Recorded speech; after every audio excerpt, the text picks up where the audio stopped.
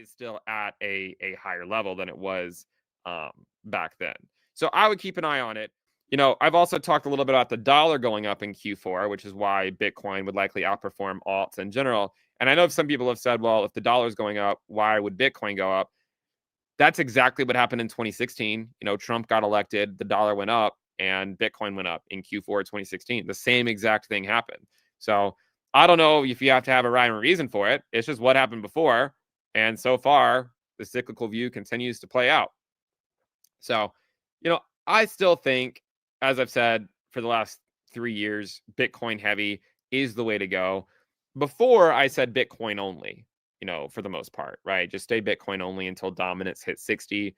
Now that it's at 60, I do think, you certainly could diversify. And one reason for diversification, there's two reasons. First of all, well, dominance is pretty close to the top. If 60 is not the top, it's probably not that much higher.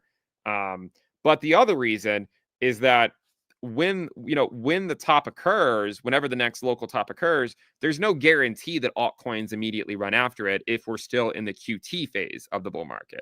That's the thing that, it keeps surprising people, because like back in March, I think a lot of people were thinking that altcoins would run after Bitcoin hit the high in March, and then they didn't, right? Altcoins went up so long as Bitcoin went up. But then the minute that Bitcoin went down, altcoins went down, right? And I think the reason is because we were still in the QT phase of the bull market. If you overlay total 3, you'll see what I'm talking about, right? If you overlay total 3, you'll see that, in 2019, when QT was going on, when the top for Bitcoin was in, the top for alts was in. But in 2021, when the top for Bitcoin was in, you can see that alts continued to run for several more weeks after that, which is when alts really give their, some of their best gains of the cycle, when they're running after Bitcoin, right? So what a lot of people do is they convert their Bitcoin to altcoins after Bitcoin tops, and then the altcoins, and you get your alt season.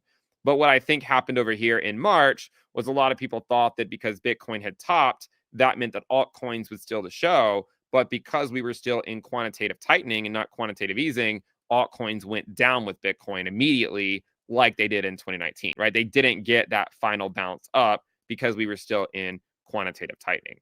So that's kind of where I am on that matter. But in the short term, as I've said for several videos now, momentum is a really hard thing to fade. And so you're probably better off not fading it. Not financial advice. At some point, there's going to be a pullback, and then everyone's going to freak out. But that is my general thought process right now, is that momentum leads to more momentum. And it goes on until there's really a good reason to stop. And we haven't yet seen that reason. So why fade it, right? Why fade it?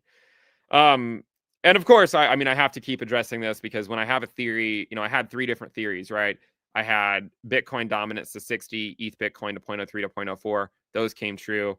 I also did say I thought ETH would go home.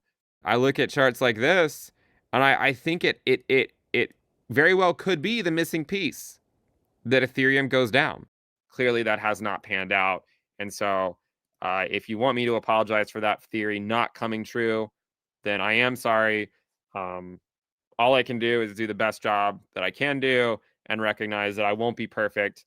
I did start to hedge, right? I mean, I already started to convert some Bitcoin to ETH, because I do think that 0.03 to 0.04 is the bottom for it.